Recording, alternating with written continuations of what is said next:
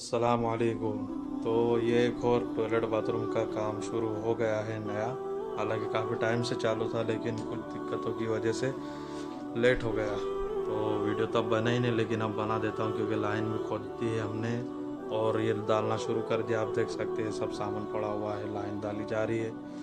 तो ये है बाथरूम, ये 4 बाथरूम हैं ये वाले, और उसके बाजू में टॉयलेट है उस तरफ। तो इंशाल्लाह आगे की अपडेट भी हम आपको देते रहेंगे। तब तक के लिए हमारे साथ जुड़े रहे और देखते रहे। तब तक के लिए इतनी ही वीडियो से काम चलाओ और चैनल को सब्सक्राइब करना मत भूलना।